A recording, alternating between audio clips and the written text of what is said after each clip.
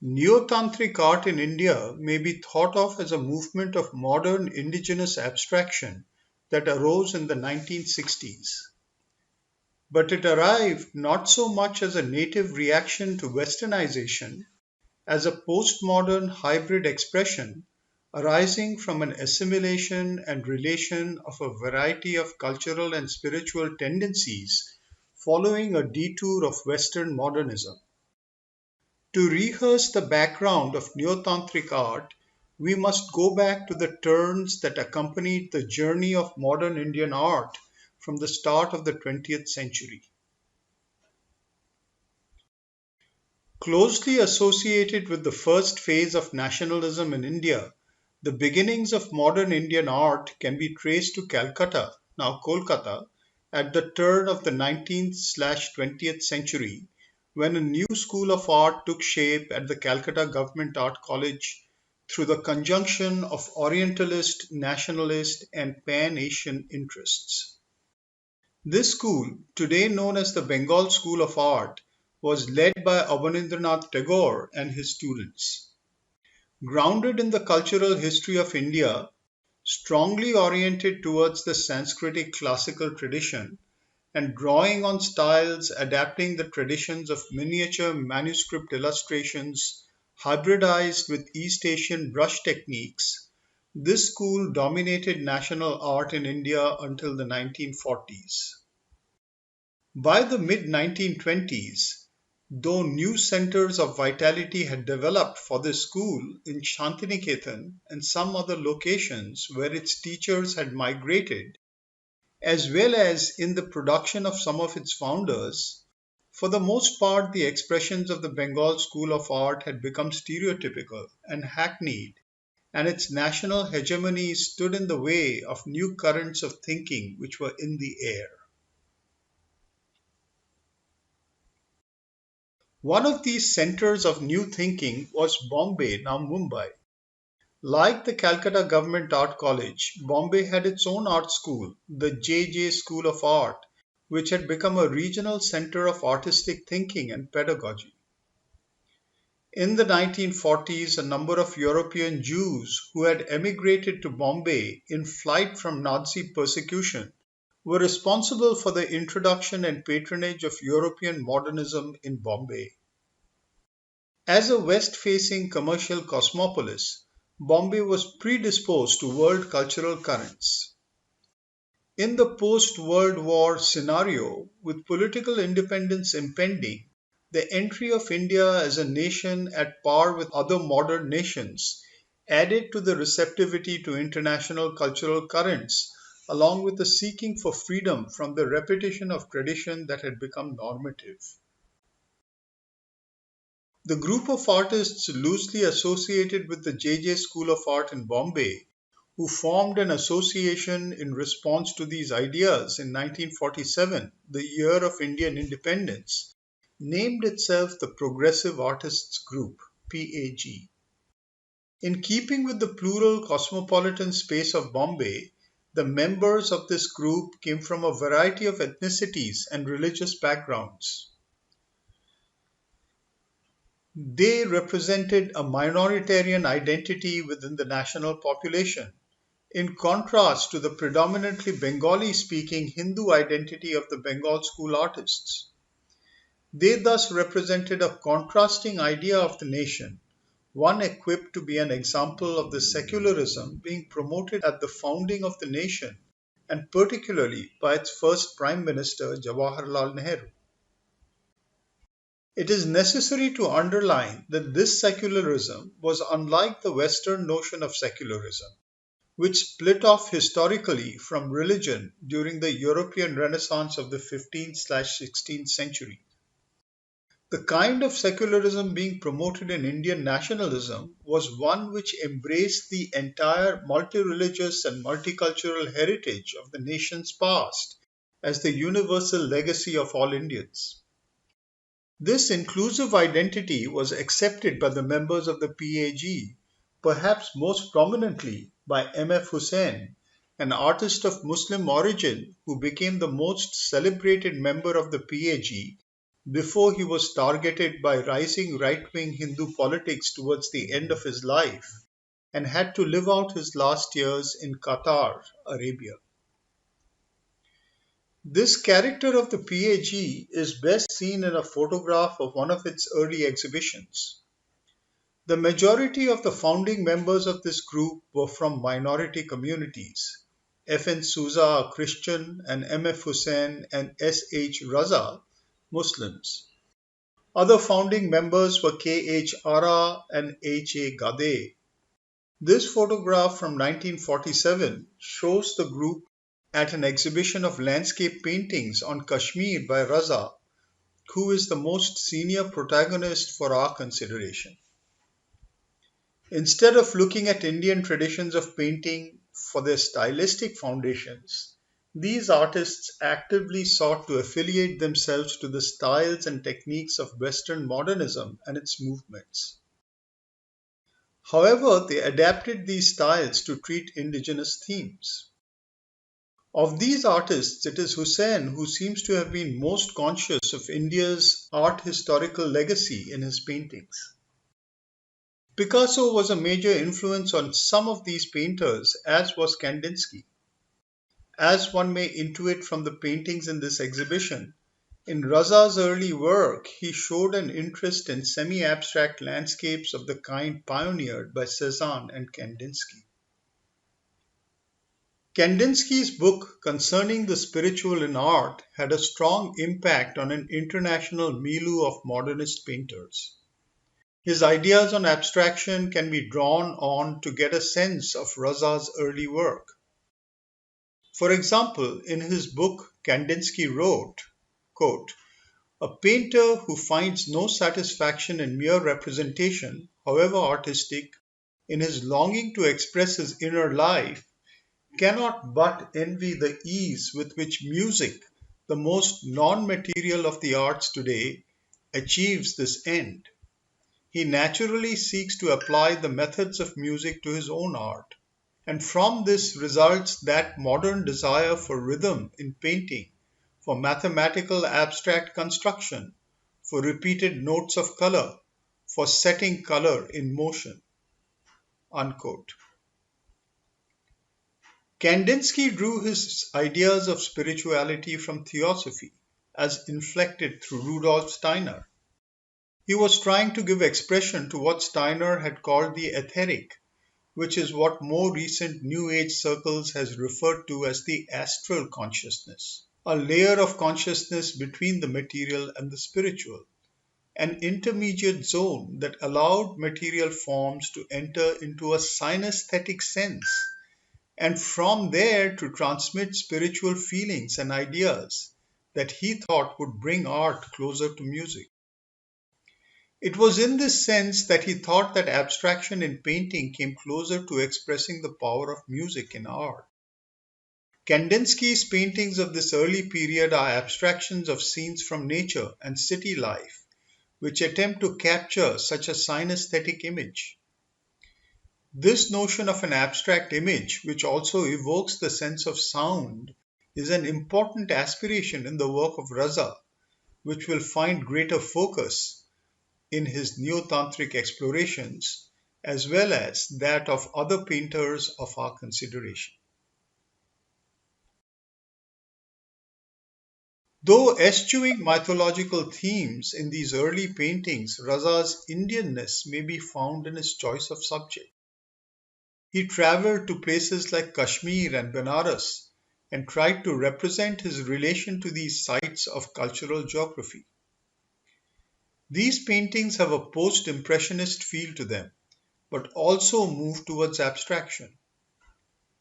In 1950, he left India for Paris with a scholarship to study art and remained there for most of the rest of his life.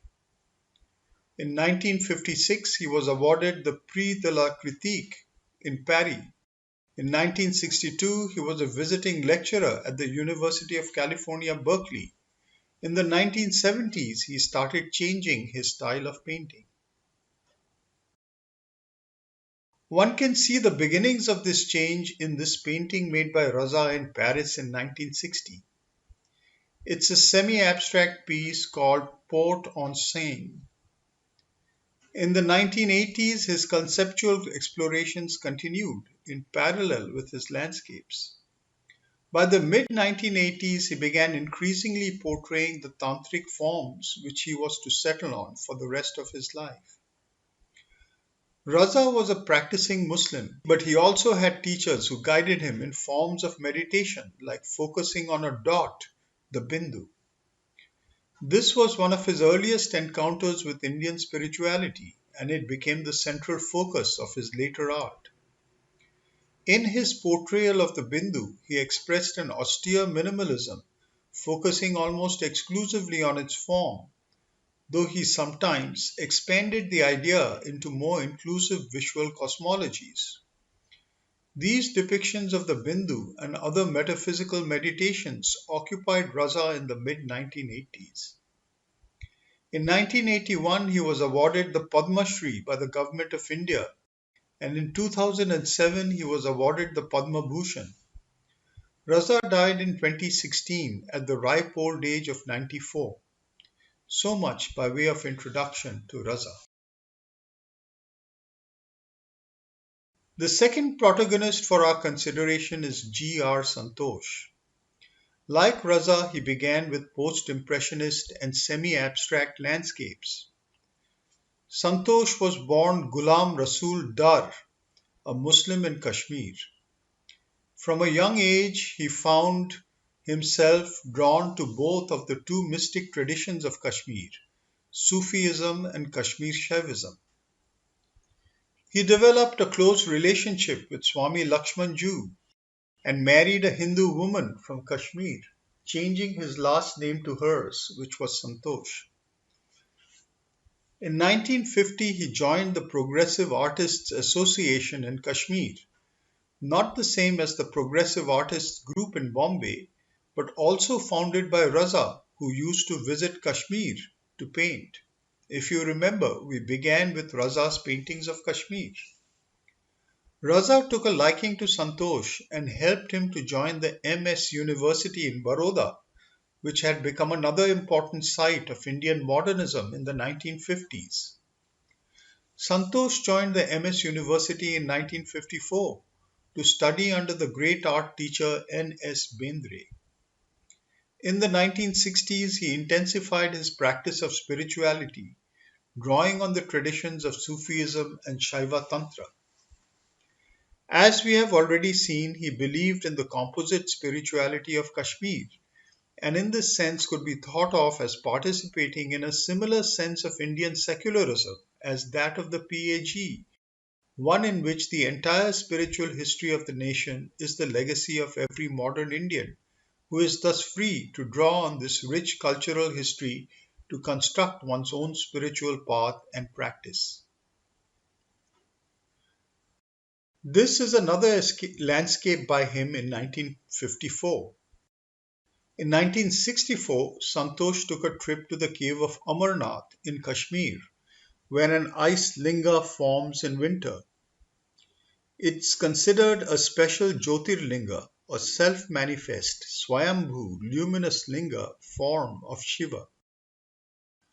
According to Shaiva tradition, there are supposed to be 12 of these scattered across the subcontinent, of which the ice linga of Amarnath is a very important one. Here, Santosh had a mystical experience that turned his life around. From this point, he focused exclusively on the themes of Shaiva Tantra in his paintings. His post 1964 paintings are meditations on the union of the polarities based on Tantric imagery. At the center of Tantra is the idea of the polarities and their union. For the rest of his painting life, Santosh focused on representing this theme. In 1973, he was granted the Lalit Kala Academy Award, which is an award by the premier art institution of the Indian government. In 1977, he was awarded the Padma Shri, a Government of India award for national excellence as an artist. Santosh was also a significant poet, and in 1979 he was given the Sahitya Akademi Award, which is the literary parallel of the Lalit Kala Akademi Award, for his book of poems, Be Sukh Ru. The third artist for our consideration is Sohan Qadri. Like the other two, he started with semi abstract landscapes, but turned very quickly to tantric themes. This is because he was the first of the three to become a practicing tantric and a Sufi. He was born in Kapurthala, Punjab in 1932. In the vicinity of his home lived two holy men, one a Vajrayana tantric guru named Bikham Giri, and the other a Sufi mystic named Ali Shah Qadri. Sohan ran away from home in 1939 because his parents were farmers and wanted him to be a farmer, a future that didn't interest him. He took initiation from both these gurus and assumed the last name of his Sufi guru. From 1953 to 1955, he became a wanderer in the Himalayan regions, practicing meditation and yoga. In 1955, he enrolled in the Shimla College of Art and started painting landscapes and oils on canvas. But very soon, by 1960, he turned to original interpretations of his spiritual practices and experiences in oils. Some of these paintings were published later in a book called The Dot and the Dots. These paintings have explicit tantric references. For example, by dot he meant Bindu, a condensation of infinity in a dimensionless point, which is the foundation of all creation, as anyone with some familiarity with Tantra will recognize. One can sense the explosive power of the Bindu in these paintings, given a tactile sensation due to the oil treatment. One views what seems the processes of emergence of the cosmos as if from the nothingness of a black hole after a symbolic or metaphysical Big Bang sensed in slow motion. In 1961, Qadri found a patron who was well placed in Indian cultural circles, Mulk Raj Anand, a famous literary figure and art critic who was the founder of modern India's premier magazine of Indian art, Marg. Anand encouraged and actively supported Qadri, helping him to leave India on journeys in which he encountered other styles and traditions of art. Qadri first left India in 1965, traveling to East Africa, Europe, and North America. Between 1966 to 70, he worked in Zurich and Paris. In 68, he received the Lalit Kala Academy Award, the same award that Santosh was to receive in 1973. Qadri settled in Copenhagen in 1970 and lived there for the rest of his life. In the 70s, Qadri turned to pigments because he felt that he could saturate the paper with color and give a new power of pure visual intensity to the paintings. He also began using a very thick handmade paper on which he incised lines with a knife. In other words, the paper is physically scored to express the sense of dynamic movements through lines. In 1982, Qadri was given the prestigious IAPAA Award in Toronto. These are our three protagonists. We see a transcultural working in each of them. In their territorial movements, one of them migrated to Paris, another lived in Copenhagen, and the third stayed in India. Even in the most overt descriptions of these figures, we find remarkable commonalities. All three expressed a heterodox modern Indian identity in their spiritual affiliations and practices. And all three related to nationalism and the national history of India as a seamless tradition of syncretic spirituality that is, the legacy of all Indians. Also, all three artists were equally influenced by traditions of Western modernism. One can begin seeing how Neo-Tantric abstraction is a new hybridity born from overlapping traditions, Indian and Western. If we saw the traditions of post-impressionism and early expressionist abstraction extended in the landscape paintings of these artists, in the neo-tantric abstraction of Qadri and later of Raza, we find echoes of other modernist lineages of geometric abstraction, such as in the later paintings of Kandinsky, or in the constructivism or suprematism of Kazimir Malevich, as well as in American abstract minimalism and color field painting. As we saw, the turn towards Neo-Tantra appeared first in Sohan Qadri and G.R. Santosh in the 60s and 70s, Raza creating his own adaptation later during this period. Kandinsky moved towards a geometric abstraction in the later phase of his work, after he became a teacher at the Bauhaus in the 1920s. There are other Western artists our protagonists are not likely to have been familiar with, whose paintings bear comparison with theirs.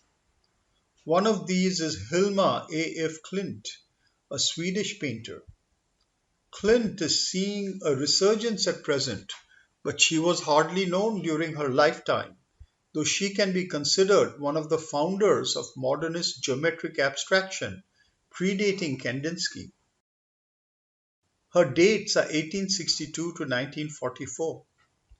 She began her geometric abstractions in 1906, but showed her paintings to few, as she considered them mystical and esoteric. She asked that her paintings be kept from view for 20 years after her death, so that it is only from about 1965 that her paintings began being received publicly. Along with Kandinsky and several other modernist abstract painters, Klint was spiritually influenced by Theosophy, and more particularly by Rudolf Steiner. Theosophy is itself a hybrid and syncretic spiritual tradition, which incorporates tantric ideas as well as Pythagorean and Neoplatonic geometric mysticism.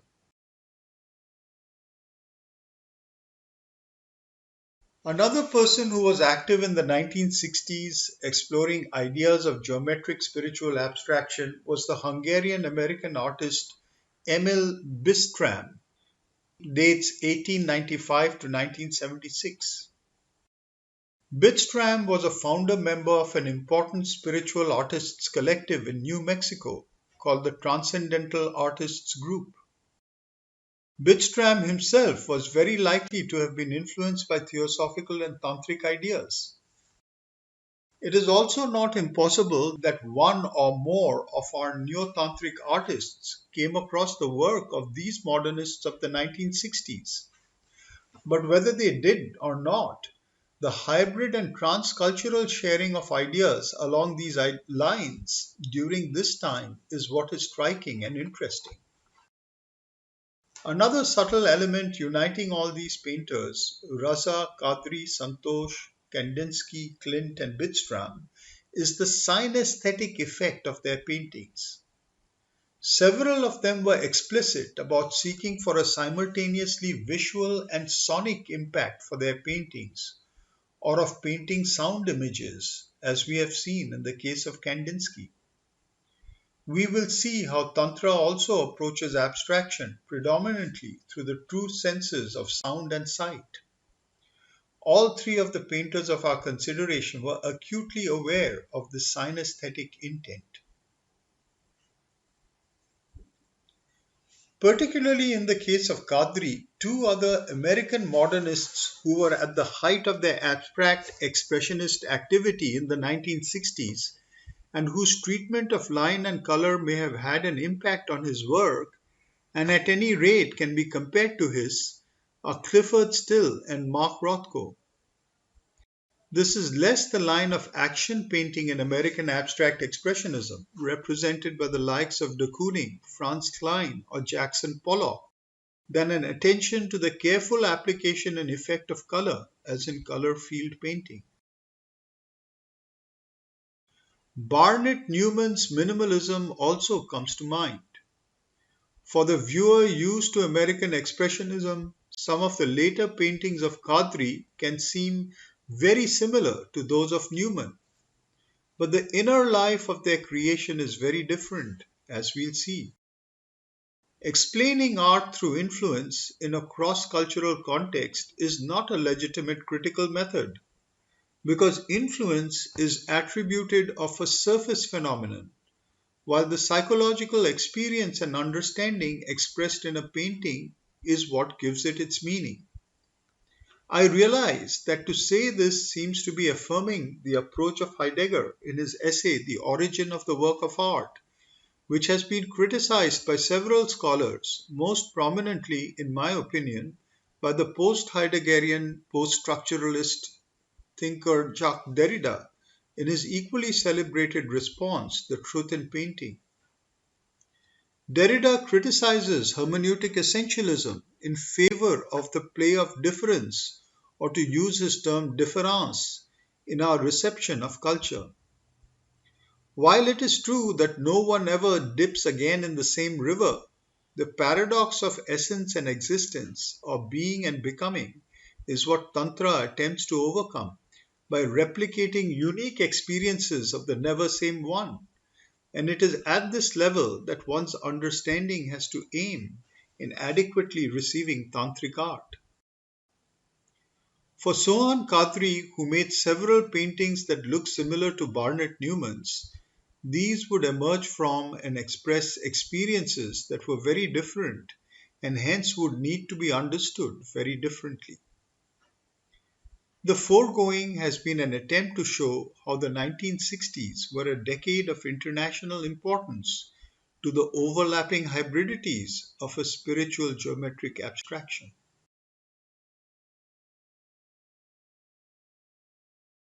But from a more immediate sense, the importance of the 1960s to the germination of a Neo-Tantric art movement in India can be seen in a new introduction of Tantric art to educated populations through the books and exhibitions of Ajit Mukherjee. These works contextualize the art within the spiritual ideas and practices of Tantra. Two important books that Mukherjee produced, which were widely read, were Tantra Art in 1966 and Tantra Asana in 1971. He also curated several exhibitions of traditional Tantric art, contextualized likewise in Tantric scholarship. Tantric art in its traditional form was already visually creative, strikingly bold, provocative, and revolutionary. Geometric abstraction was a very important aspect of its mode of expression.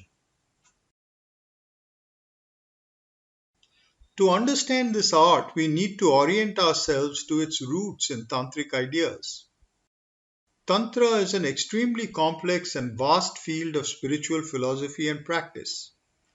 There are many writers on Tantra at present. It's what one might call a hot topic. It has been and is being variously misrepresented in the West.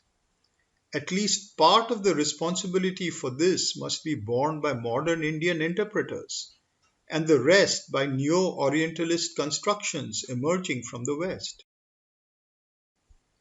Tantra, for example, in a widely popular New Age perception, is viewed as an art of sexual ecstasy. Ajit Mukherjee's books themselves may be seen to open the door to this kind of view.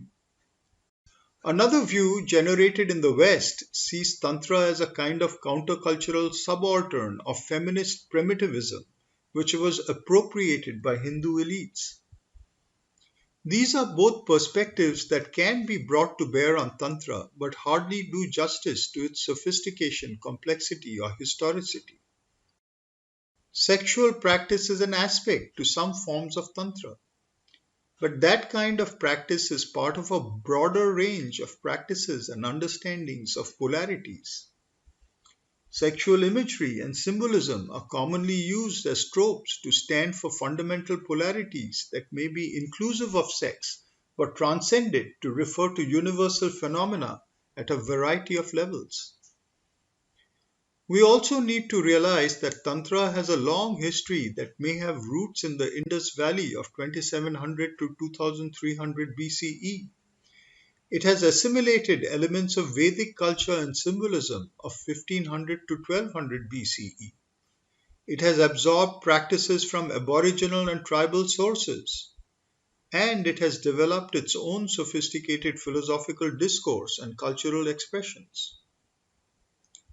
The texts known as the Agamas that give a metaphysical and practical canonicity to Tantra began to appear in the 4th to 5th centuries CE, continued to be extended prominently through the 16th to 18th century, and new tantras are being created even today.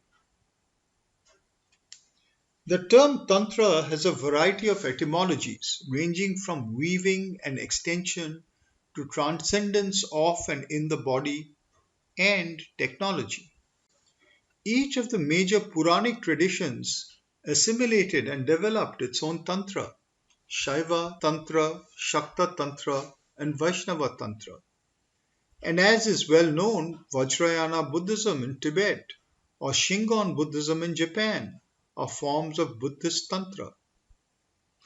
Jainism makes extensive use of Tantra, particularly in its visual aspects in cosmological and meditative diagrams. Heterodox mystical traditions of India, such as the Bauls and Sufis, have also assimilated their own versions of Tantra. A particularly sophisticated variety of Shaiva Tantra, which had a strong impact on the Neo-Tantric artists, is that of Kashmir Shaivism, within which a very important philosopher yogi named Abhinavagupta expressed complex formulations of Tantric philosophy, practice, and culture in the 10th to 11th centuries. One may see that there is a rich metaphysics and great complexity to the vast field of Tantra, and that shared understandings have extended from Tantra to construct various soteriologies and systems of practice that lend themselves to almost all the extant sects and cults of Indian yoga. A central element in Tantra is an esoteric anatomy of the human body, developed so as to lend itself to experiences of transcendence. This is because transcendence is an embodied realization in Tantra. According to this anatomy, there are mystic centers that form nodes along a vertical channel that corresponds to the spine but is located in a subtle body, Sukshma Sharira. Different traditions describe and utilize different numbers of such nodes, which are known as chakras, circles, or padmas, lotus buds. Around the 16th century, a tendency to standardize 7 such centers arose, which has persisted to our times. This human esoteric system is a multiplied microcosm of the cosmos. At the center of each of these nodes, there is a polarity of what is seen in Tantra as masculine and feminine deity pairs, which are locked in embrace in an unmanifest state, but separated and in relation for manifestation. They may thus be thought of as one and two at the same time. In Shaiva terminology, this polarity is known as the Ishvara Shakti pair. An individualization of the cosmic Shakti is supposed to reside coiled at the base of the spine in the form of a sleeping serpent called Kundalini. A central goal of most tantric schools is to raise the Kundalini up the central channel, awaking the deity pairs in the lotuses till the serpent goddess attains to her union with the superconscient divinity above the head in a 1,000-petaled lotus. This ascent is attempted through a variety of means that may include posture, breathing, visualization, and mantra. Mantra recitation in Tantra involves sound syllables or bijas. The entire Sanskrit alphabet is seen in this light as having specific vibratory power as bijas, thought of as indestructible syllables, which is why the term in Sanskrit for the letters of the alphabet is akshara or indestructible. In Kashmir Shaivism and some other schools, the relation between the immanent and coiled kundalini at the base of the spine and its superconscient source above the head is a two-way process. Not only does the energy ascend, but this is accompanied or even preceded by the descent of the active spiritual energy from above. In fact, at the cosmic level, creation proceeds from top down. The superconscient spiritual Shakti or energy descends into the material inconscience and becomes immanent there as a latency represented by the coiled serpent. This is a process of involution of the spirit to become the world. On the other hand, through a process of evolution, the immanent energy rises back to its source. These two movements are not static. They form continuous currents of ascent and descent, involution and evolution, that are perpetually ongoing.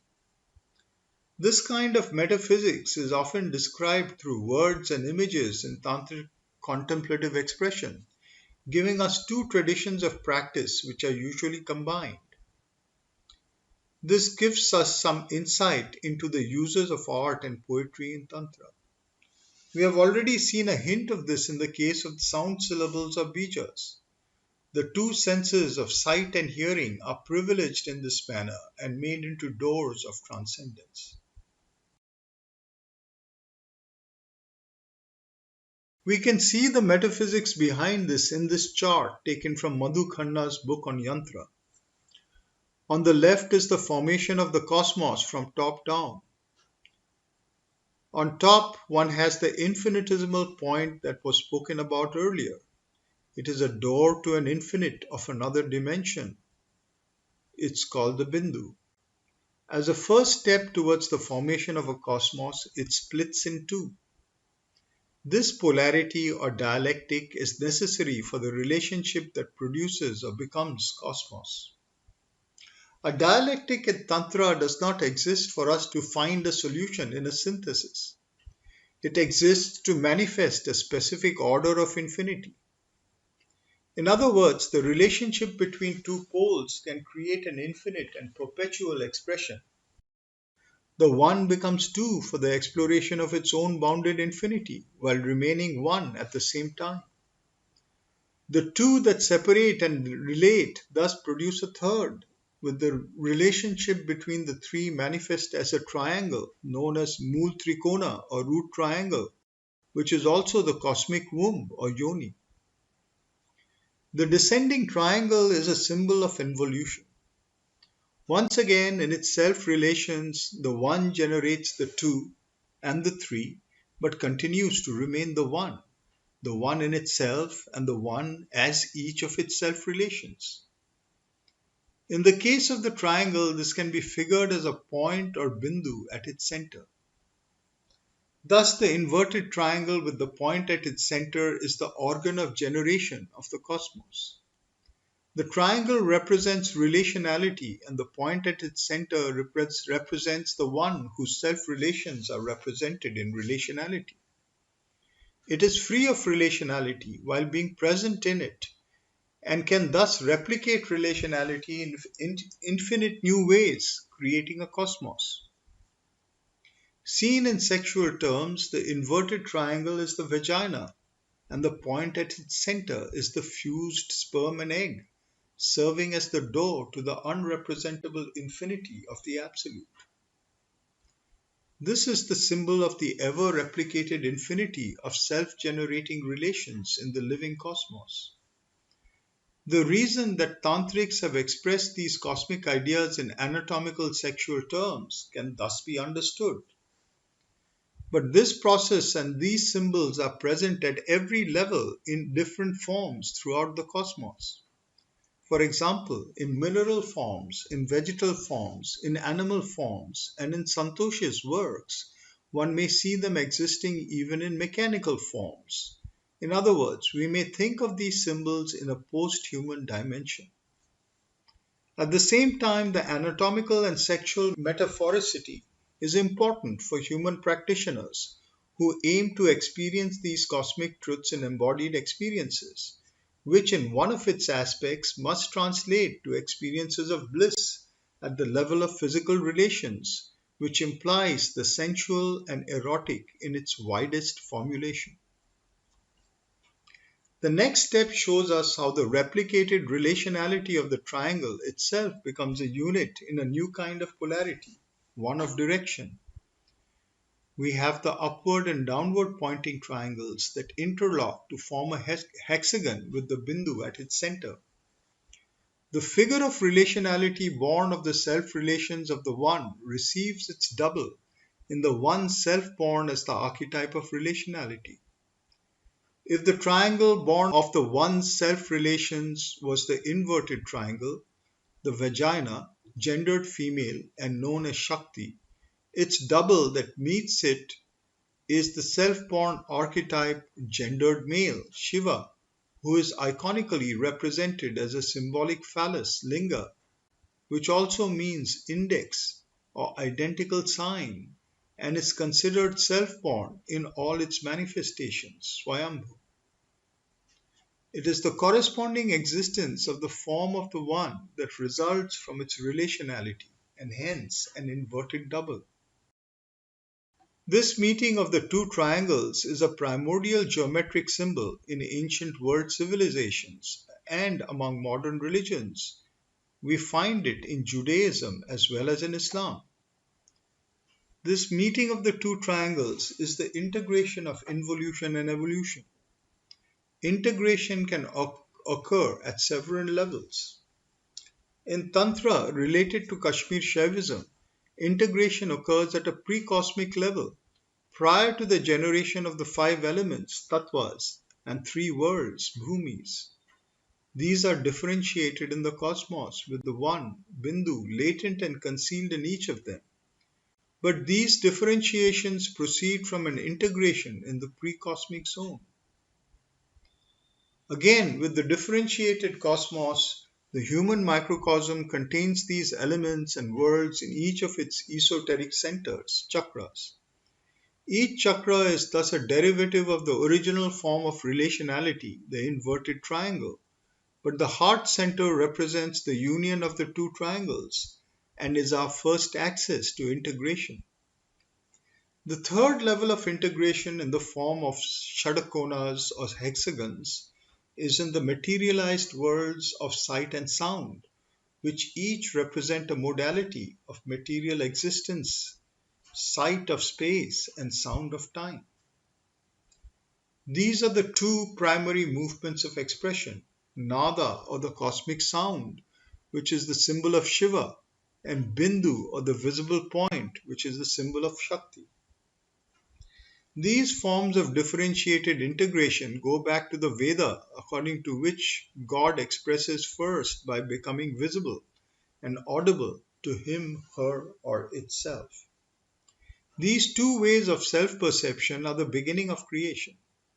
This is what is behind the two principal forms of sensory meditation in Tantra, Yantra and Mantra. Yantra is visualization using the geometric diagram, and mantra is the repeated utterance of the seed syllable, shabda or vak, which is vocalized as a sacred sound. Since Tantra seeks an integrated embodied experience, it uses both these forms of meditation and encourages a fusion of both. The image, thus, is to be thought of as visible sound, and the sound syllable as a vibration image. Geometric forms are used also to represent the five elements. This is the notion of strata or planes through which creation takes place. Once again, it begins with the Bindu, which manifests as a subtle medium beyond all material mediums. It is referred to as Vyoman or Akasha and sometimes translated ether. This original medium is also related to sound. It is the medium in which pre-material vibrations propagate. Thus, in these systems, the mantra body of the divine is its first self expression to arise. After this, we have the media that we are familiar with materially. The first of these to emerge is air, sometimes referred to as wind, vayu, or marut. This is represented by a circle. Air is related to touch. Next comes fire, represented by a triangle. Fire makes visible, giving form to what is ideal and vibrational. This is the realm of the yantra or the meditation diagram. Next comes water. It is as if the fire condenses the divine substance into the liquid medium. It is represented here by the crescent. Hindu and Buddhist Tantra have slightly different conventions as far as this geometry is concerned. Finally, we have matter or earth, represented by the square. One can see that these media form a gradation of the density of consciousness. One sees how traditional conventions that have a degree of intuitive basis already pertain to a visual language of geometry in traditional Tantra. Traditional Tantric art of the sort which was being exhibited or reproduced by people like Ajit Mukherjee brought this language to the notice of a larger population of viewers. For example, we may see this in the figure of Hiranyagarbha or the golden cosmic egg, a Vedic idea here depicted in an 18th century painting from Kangra, a hill state of sub-Himalayan India. It is also sometimes called Brahmanda or the egg of Brahma. In contemporary philosophy, Gilles Deleuze refers to the image of a cosmic egg in African Dogon culture as a body without organs. In other words, a pre-differentiated matrix of formative relational energies in a smooth though bound form, the potential of a differentiated cosmos. Around the egg, some of the energetic intensities affecting it are shown in formation. Other traditional cosmopolitan images we see include the involuting triangle as the womb or vagina of the divine feminine or creative Shakti.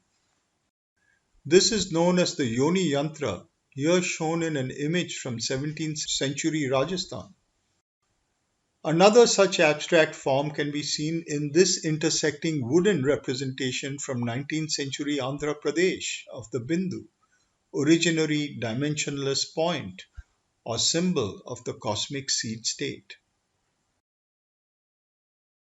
There are more complex traditional abstract paintings showing cosmic or psychological processes, such as one from the 18th century Rajasthan, representing the divisions and differentiations of the Bindu from one to three to many.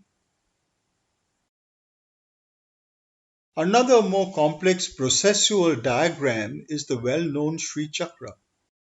The California Institute of Integral Studies, where I teach, uses it as its logo. It is a composite image of the progression from the Bindu to the cosmos that we looked at in terms of four sets of interlocking descending and ascending triangles that form the integration of the macrocosmic planes of existence and microcosmic individuation, emanating from an innermost Yoni Bindu pair. Apart from such geometric abstraction, Tantra also resorts to anthropomorphic imagery, often replicating its sexual symbolism, as in the well-known image of male and female deities in sexual embrace in Tibetan Vajrayana Buddhism. This is known as the Yab Yum posture, in this case of the Buddha Samantabhadra in union with his consort. This is also to be understood as a symbolic representation of the union of polarities operating at every plane and center of existence. As one views these traditional images, one may wonder about their canonicity. Are they entirely prescribed and repeated without change? Or is interpretive creativity involved in their design and execution? There is already a good degree of interpretation in several individual cases, as well as a repetition of forms over time. Modernist Neo-Tantric artists are not invested in maintaining or repeating tradition. Hence, though they draw from the conventional base of traditional tantric forms, there is a freedom of interpretation and visual creativity in negotiating and hybridizing these symbols from traditions of Tantra with images and styles from the cultural imaginary of Western modernism, mediated through personal vision and experience. This individual freedom extends in the matter of religion as well, so that the choice of tantric geometric abstraction in their case must be seen as a conscious acceptance of an unmarked cultural and spiritual space, which is assimilated for non sectarian individuation, using creative interpretations of existing representations and new visual ideas.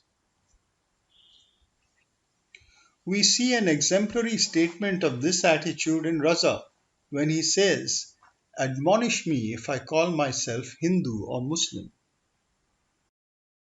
As we saw at the start of this lecture, this is an extension of the idea of an Indian secularism in the early independence period as the inclusive legacy of spiritual and cultural history of the nation.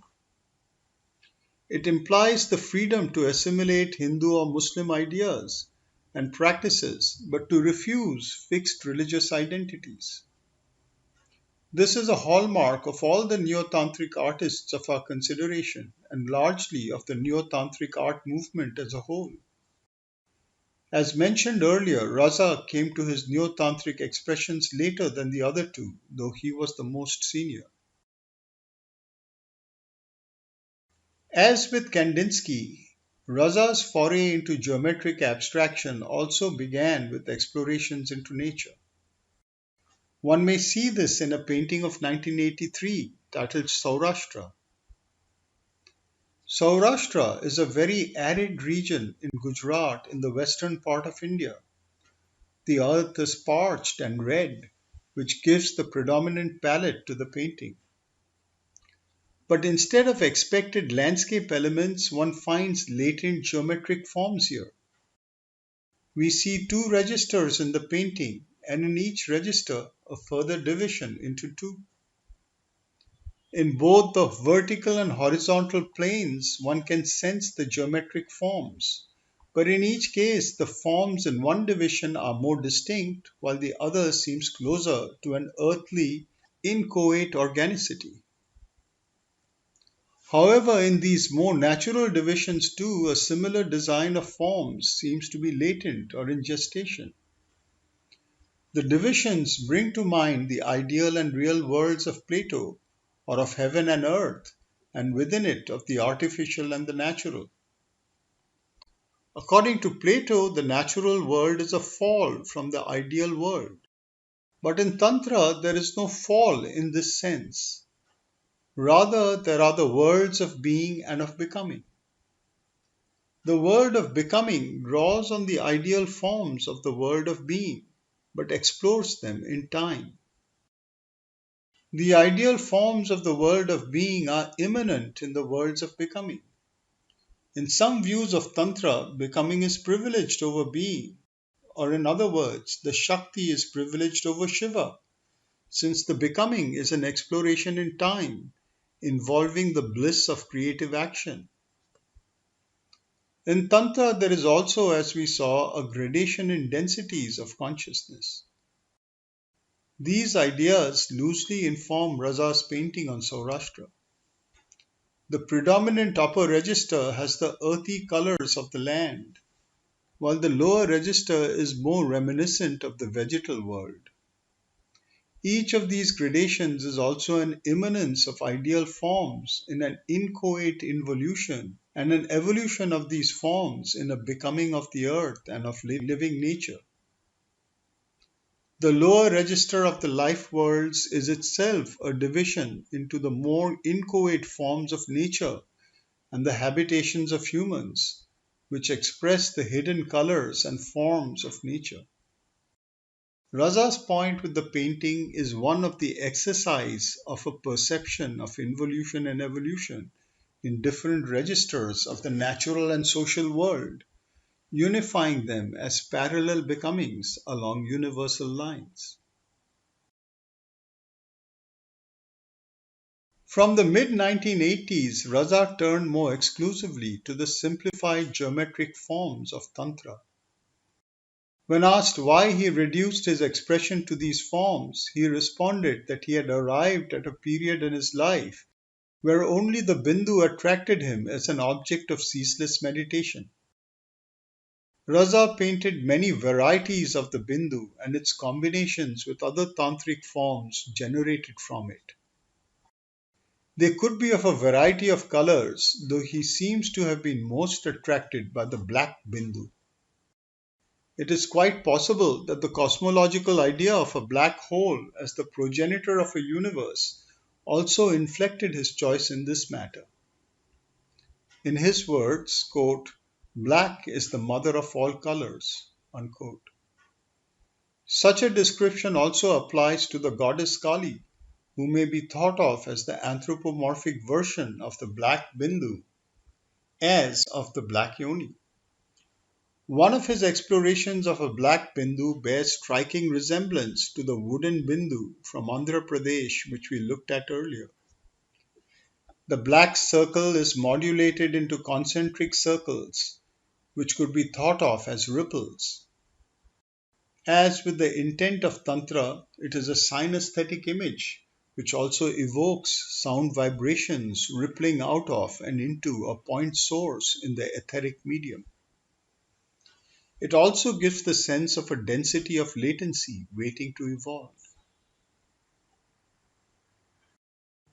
A variation of this image is one called Genese or Genesis. Bindu Genes is about the Bindu undergoing genesis. Here, instead of concentric ripples, we have lines of force structuring a subtle field surrounding a dense black point. We are reminded of the painting of Hiranyagarbha, except that there are greater structured regularities in this case. Other ideas that come to mind are those of the event horizon of a black hole or the forces structuring the internal space of the body without organs. These forces are primarily an opposed pair of involuting and evoluting intensities, setting up a field of striations along a vertical axis and a bounding diagonal rectangle.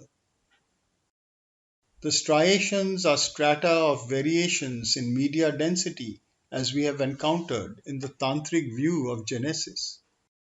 But here they exist as possibilities of a cosmos prior to manifestation. Raza sometimes depicted more complex cosmic or psychological processes, such as in a painting called Ankuran, meaning seedling, from 2005. Here we may see a combination of the two previous paintings. At the center of a grid of symmetric rectangles, we see a square with two registers. One above replicating the black dot surrounded by concentric circles of our first consideration, while below it is a black inverted triangle surrounded by 12 striations along a vertical axis. Surrounding this is a field structured with 12 squares with triangular repetitions, alternating horizontally to form waves and vertically in opposing directions to form diagonal crosses and bounding diamonds. At a surface level, it looks deceptively simple and pretty in its decorative symmetry. But a little contemplation helps us to reduce the image to its basic tantric geometric forms: circle, directional triangles, bounding squares, and enter the profound processes being depicted. At the center, we see the Bindu containing the potential of cosmic manifestation, subjecting itself to involution, represented by the black inverted triangle. This is responded to by an opposing force of evolution that impacts the Bindu and structures the surrounding field into striations or levels of density along a vertical plane and alternating triangles that propagate like ripples or waves in peristaltic motion across the horizontal media striations. These ripples are also reminiscent of the undulating movements of the Kundalini. In a state of high coherence, these waves form what seem to be static crystallic symmetries of ideality, integrating the field of consciousness. At the level of individual striations, one may experience the choppy movements of wave motion, but from the viewpoint of the whole idea image, such movements lock into a static being whose force relations are at play in the becoming of the cosmos from its primal seed state. The polyvalency of the seed metaphor and the mirrored colors of sea and sky making up the foundations of involution evolution in its pre-cosmic state, combined with the symmetric opticality, traverse the borders between natural and ideal processes. Thus we see that though deceptively simple, diagrams such as Ankuran invite our deep meditation. Raza has painted several ensemble images of this kind. They combine the basic elements of tantric geometric symbology, like a gnomic vocabulary for visual contemplation. Each centralizes a theme and surrounds it with its relations in cosmic becoming so as to elaborate its pervasion.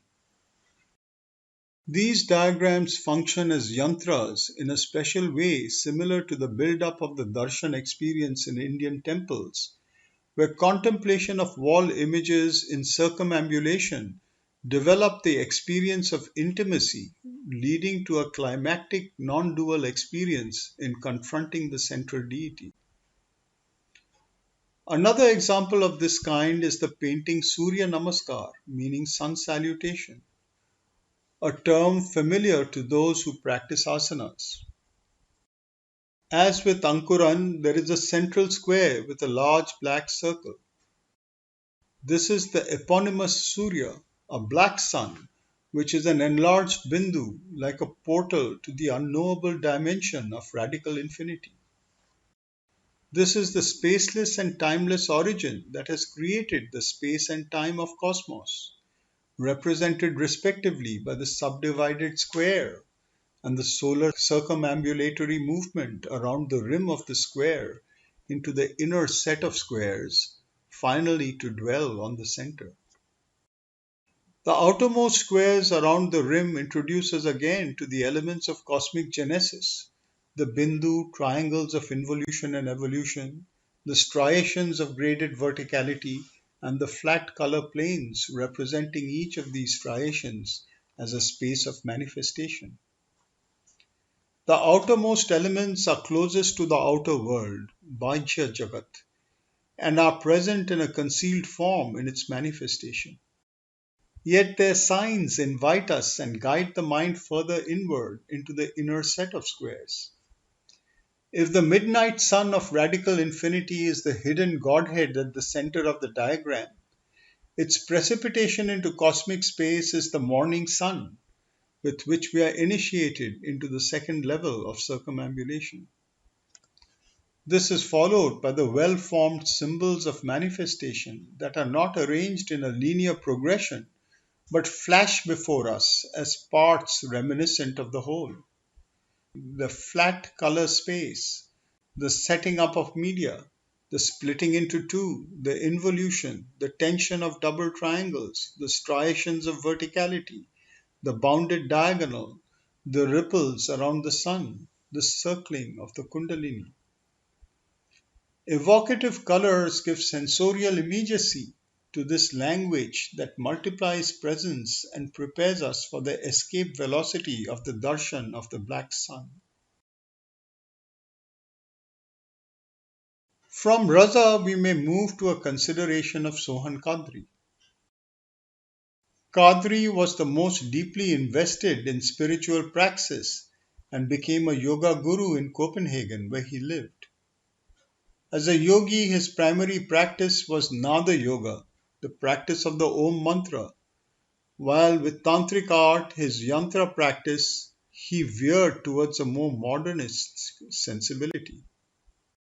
Again, all three artists had a side of textual creativity. We have seen the profound statements of Raza. Qadri published a book titled The Dot and the Dots, referring to the Bindu and its genesis and combining poetic statements with his paintings. And Santosh, as already mentioned, was an accomplished poet on whom a national literary award was bestowed. Among Qadri's characteristic quotes is a tantric version of a saying from the Taittiriya Upanishad: the eater eating is eaten. This is an acknowledgement and awareness of the cycle of continuous consumption and regeneration. The being of all consumption is death, and death is the never consumed. It is the eternal and immortal. This knowledge and identity is one approach to the goal of yoga. In Qadri's tantric version, quote, "You are the food. The artist is the food. He must let himself be completely swallowed. That is how ritual works." Unquote.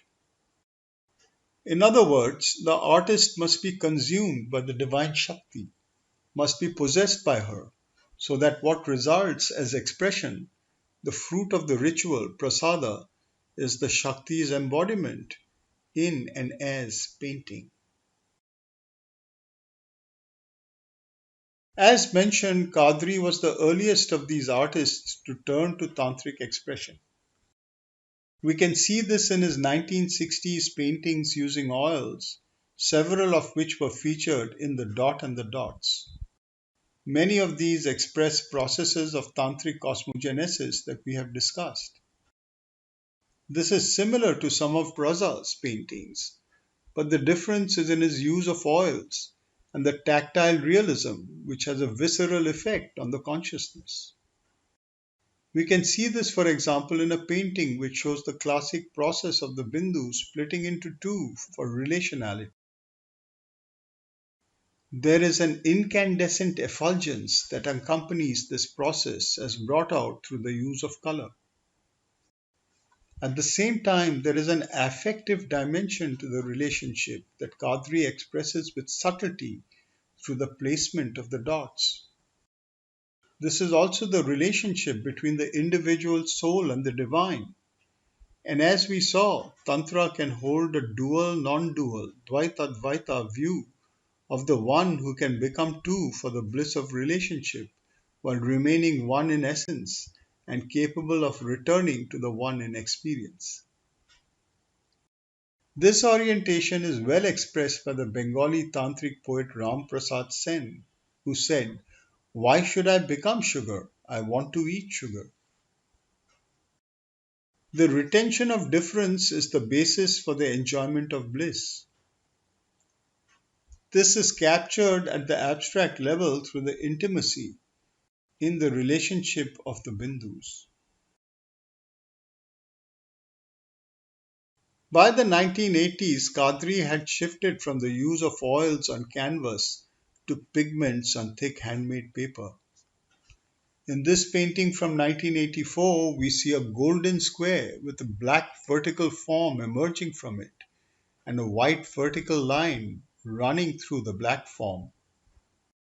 We saw how the element earth is represented by a square. The golden square is the earth.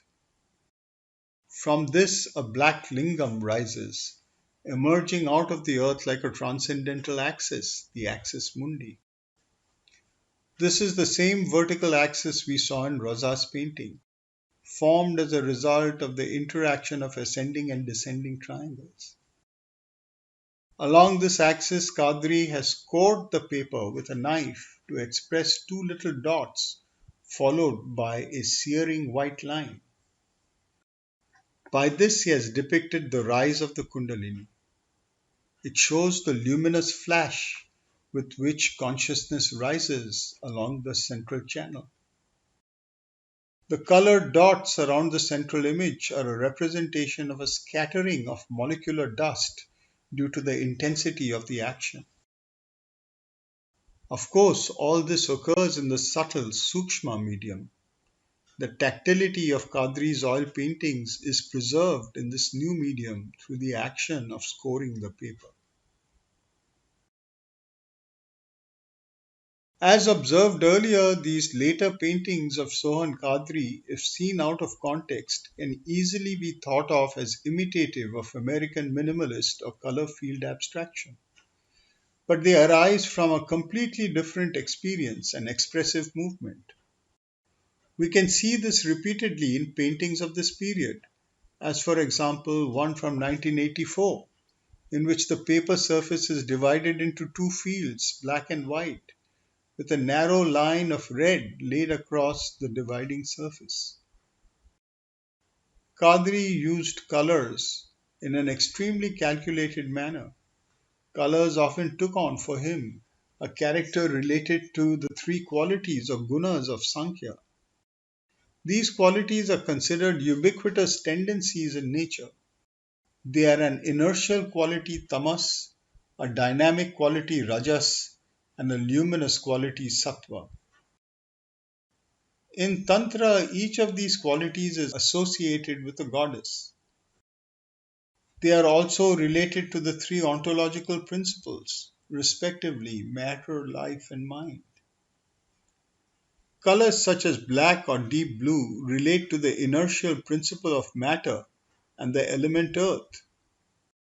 Colors such as red or green relate to the dynamic principle of life and the element fire. And colors such as white, yellow, or sky blue relate to the luminous spiritual principle of mind and the elements air or ether.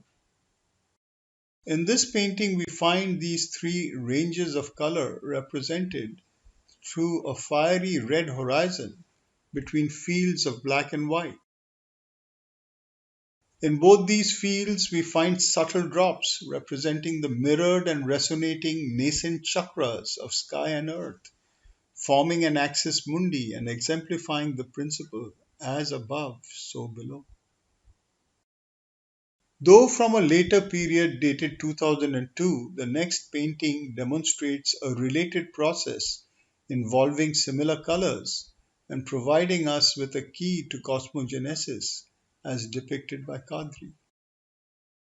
Here we have a sheet of red above and a narrow band of blue below, with a space of white in between. Here the fields of red and blue have lines to indicate fire and water respectively, with drops of water condensing from the field of fire and precipitating to form the lake below. Such a process of elemental transformation is outlined in the Brihadaranyaka Upanishad and extended from this to the Tantras. The elemental media increase in density from the etheric to the aerial, the fiery, the watery, and the material. As part of this process of becoming material, a fiery plasmatic medium in its cooling produces gaseous, liquid, and solid constituents of materiality. In this painting, we see this process as a descending curtain of fire, which cools to produce the element of water. In the previous painting, we caught a more distant view of the appearance of the fiery element between the etheric and the material. Here we observe the extension of this fiery field and its transformation into water. Fire stands for the energism of consciousness, while water stands for the domain of feelings, emotions, and sensations. As with the previous painting, along the center of the fiery curtain runs a vertical set of discrete lines or drops representing centers of consciousness, chakras, and implying an axis mundi.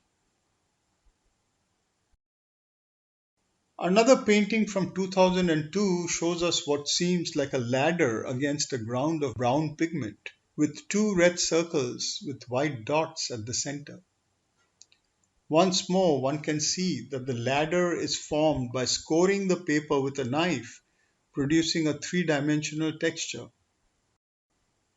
The dots in the center are a repetition of the splitting of the Bindu in a material field to create the polarity of Shiva and Shakti, while their relationality creates the tension to extend striations along a vertical axis, forming an ascending series above and a descending series below. As with Raza, Qadri is here exploring a vertical continuity of grades of consciousness, developing striations which allow the yogi to travel up and down the ranges of consciousness. Now we move to Santosh in his later representations. Santosh's paintings also make use of tantric geometry, but more than the other two, he freely combines geometric symbolism with stylized anthropomorphic and natural forms to create complex visual tantric messages. This eclectic freedom lends a lightness of playfulness to his work while making them simultaneously profound, a quintessential modernist quality. Some of his images are based on meditation or yoga postures, while many make use of the metaphor of sexual union, seen as symbol of the union of polarity at a variety of levels. Even more than the other two artists, Santosh verbalized his understanding and process explicitly. In an extended description of the central idea in his work, he has said, quote, that which activates the body, sharira, by the exhalation and inhalation, prana apana, of breath is Tantra.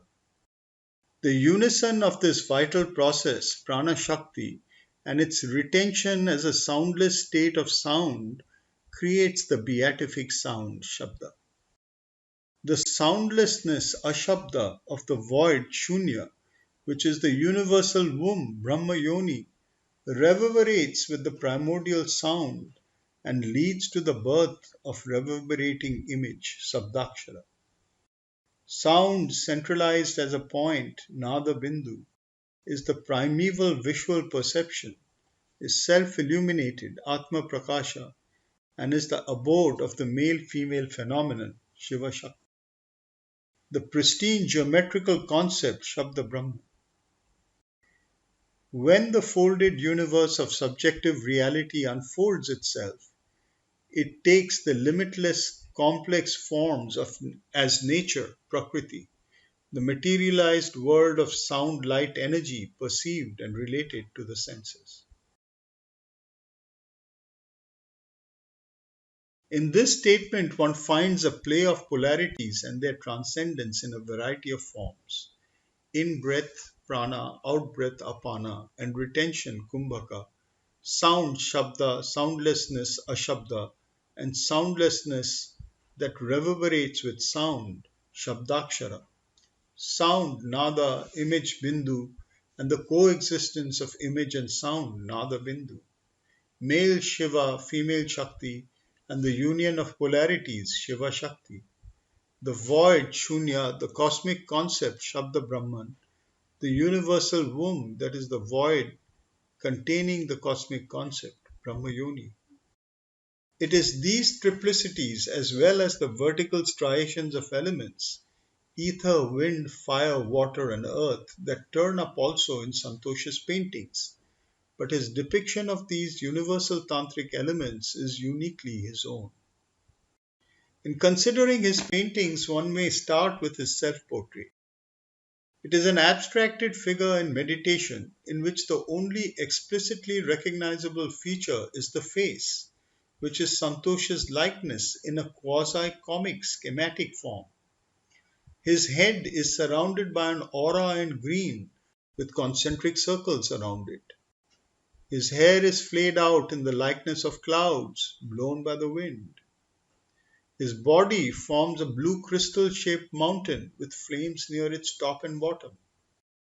Other triangular mountain formations in white, ice, and blue descend in layers to the earth, itself represented by a small regular brown triangle at the bottom. Nestled between the mountains is a large green, deep, flat emerald crystal, and connecting the ice mountain below this and the upper reaches of the body to form a continuous vertical axis is a vertical emerald from whose top the flames emerge. The vertical elemental striations are immediately recognizable. The halo around the head is the ether of Vyoman, with its concentric circles representing the vibrations of sound, Shabda. His hair represents the next element of air or wind, Vayu.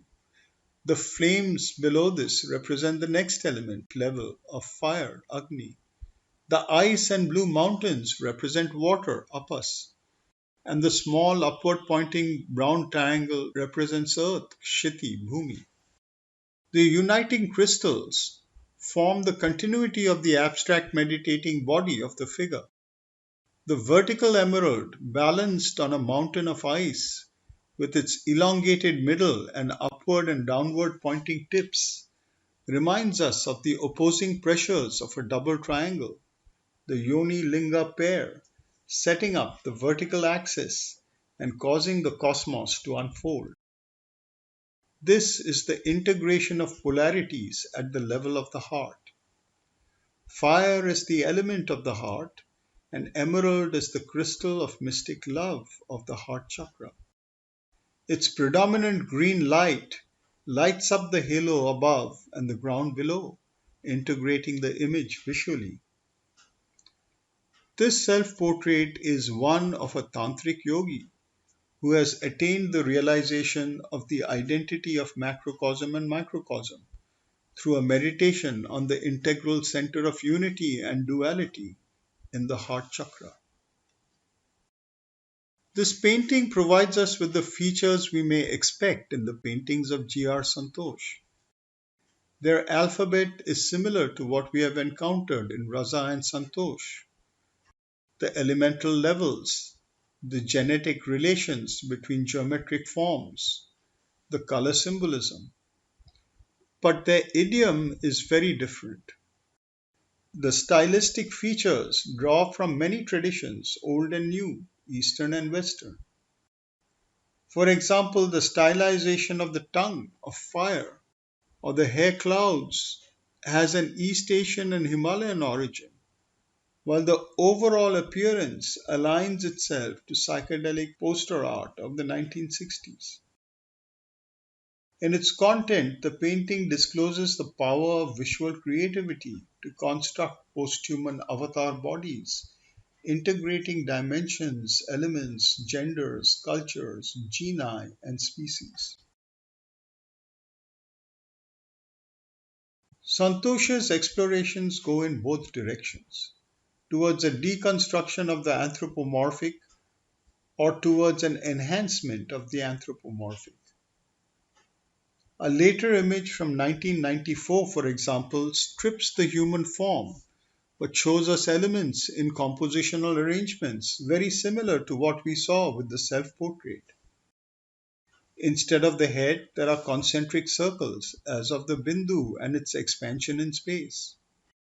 Instead of the hair, there are clouds arranged in strata. Instead of the fire, there is the Bindu split into a duality and an upward pointing triangle resultant from their relation. Instead of the elongated emerald making up the body, there is a similar crystal form with upward and downward pointing tips as of opposed triangles and an elongated middle divided into strata. Instead of the flat emerald forming the legs, we have a denser layer of reddish clouds rising from the system of peaks. Instead of a linear succession of upward pointing peaks with a perfect upward pointing triangle as their material base, we have a dual succession of peaks with a set of downward pointing involutionary triangles at their base, descending into the black inconscience. The elements and their arrangements are often similar but never the same, each variation implying a specificity of meditational experience. There may be a further move towards abstraction, such as in the case of a compact integrated ensemble from 1982. In a stylized way, this could be reminiscent of a colorfully decorated skull with its two eye sockets, triangular nose, and open mouth. But remembering our tantric genealogical descent, we can recognize the Bindu above expanded into the cosmic egg or Brahmanda, then giving birth to its polar twins, their relationality in the form of the creative descending triangle, Yoni, its involution into the black material inconscience, receiving the response of the ascending triangle, and their interlocking to produce the hexagon with the seed of divine creation at its center. The symbols imprinted on the originary Bindu are the five elements: expanding circle for wind or air, red layer for fire, black crucible for earth, and blue drop for water or liquid.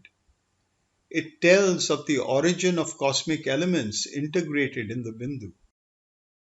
Fire, earth crucible, and water gestating in the upper womb of air and ether represent an alchemical process resulting in the formation of cosmos. This is the view from above. But there is equally a view from below. The base of the descending elements is a green leaf-like seat on the black earth, and on it the outline of a human seated form seen from the back.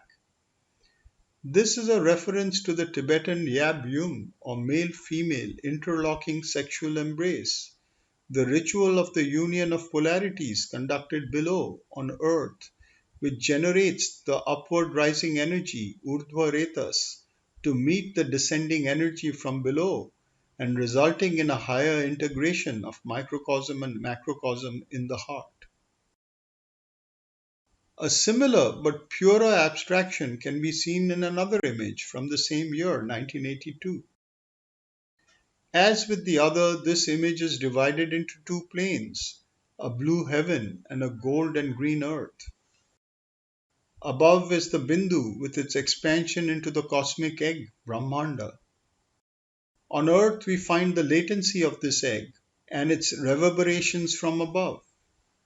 In between, on the event horizon, we see the Bindu split into two, but not just two Bindus, rather two Chandra Bindus, the combination of the Bindu and a crescent moon, its crucible or gestating medium, symbolizing the paradox of perpetual regeneration as a blueprint of becoming.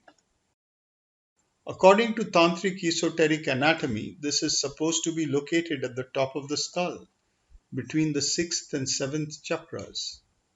Seated on earth and mediating between earth and heaven is a two-chambered form with a gestating embryo within it. The form evokes a variety of natural forms. It could be the Yab Yum male-female embrace, a fruit, or a seed box. It represents the marriage of heaven and earth in an integral creation. Another such non-anthropomorphic abstraction from 1992 shows us the same gestating Bindu above, but in a more active state, its internal heat producing fiery clouds similar to the hair in the first self-portrait. This shows a combination of the aerial and fiery media.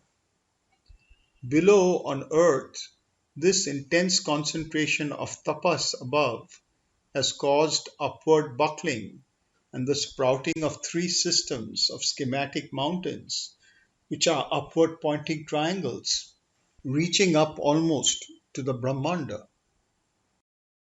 We may wonder, where is the inverted triangle here? Each image is a standalone meditation, an intuitive experience which may focus on specific elements and their relation to establish their realities in consciousness. Often, one set of relations may be extended into a larger context, where they are then seen as contributing to a more complex process. We can see something of this kind in an image from 1933, where a Brahmanda surrounded by flames and resting on a system of three mountains forms the lower half of a larger image. Above it is the aerial medium of clouds, rising up in five strata, and through these a higher system of peaks pierces to the highest stratum. Just above the flames emanating from the Brahmanda and at the foundation of the system of peaks is a small upward pointing triangle rising from two circles. We have encountered this set of three elements, the two circles and the emergent triangle, before. They represent the split Bindu and the birth of triplicity as a result of relationality between the two. One may also notice the stylized resemblance of this ensemble with the male sexual apparatus of testicles and upward raised phallus, a homology of significant natural forms to which Tantra draws attention and which Santosh uses creatively and freely. Once again, it is interesting that in traditional Tantra, the sequence of genesis follows the production of the downward pointing triangle as the result of self relational division of the Bindu. Santosh follows this sequence sometimes, but here, as before, his focus is on the aspirant half of the process. Moreover, the variations in comparison to the previous image are also significant. In this painting, the fiery clouds have differentiated. The cosmic egg is surrounded by flames, while the clouds cover the high peaks above. Moreover, the egg, which had a gestating embryo previously, now has the clear definition of an androgynous figure with multiple hands and fiery rays emanating from a head surrounded by a flaring serpenthood within it. This is therefore not merely a placement of the previous image in a larger context, but an evolved stage of the previous image. The Brahmanda has descended closer to a materialized state. Its elements are more differentiated, and its embryonic gestation has reached a post-human status. Santosh's visionary imagination is not restricted to a repetition of traditional goals of Tantra, but is open to a post-anthropology of the future. This is indeed implicit even in the more abstract images, but his explorations move equally towards a more explicit consideration of post-human bodies. We see this from an early stage, for example in an image from 1975. The geometric symbols we have considered are all present here, but as part of a post-human organology. We see a creature whose body seems to be made of an elastic material, which could be inflatable rubber or a synthetic substance such as neoprene, or a boneless and malleable organic material. It has a double outline with four arms and two sets of legs that fold inward along different axes from a fused genital area. The gestating Bindu forms the center of a head whose skull extends upwards in three prongs. Within the body, the splitting of the Bindu in two is represented by the breasts. Below this, within the outline of the abdomen, is an ovoid with upward and downward pointing triangles at its two ends and a red outlined square at the center. One may think of this as a post-human Tantra machine. The three prongs above the head, which give it the look of an exotic upward-facing bird with triple beak, refer to the Trika system of Kashmir Shaivism, which was taught by Swami Lakshmanju, a close tantric mentor to Santosh. Instead of a male and female body united in sex, this is a single bipolar body with geometric organs set up to gestate creative integrated spiritual bodies through their interrelations. New cross-genus hybridities compose the visionary tantric post-anthropological explorations of Santosh. To conclude, here is one from 1979, equally plant, insect, post-human, and metallic machine. In considering three modernist neo-tantric artists of India, we have seen how they all embraced a heterodox Indian identity based on a vocabulary and syntax derived from tantric traditions, but not conventionally bound by these. Each of them has brought these traditions of esoteric praxis into creative relation with other modernist visual traditions of art making and other spiritualities to shape individually interpreted new hybridities responding to our times and participating in post human futurologies.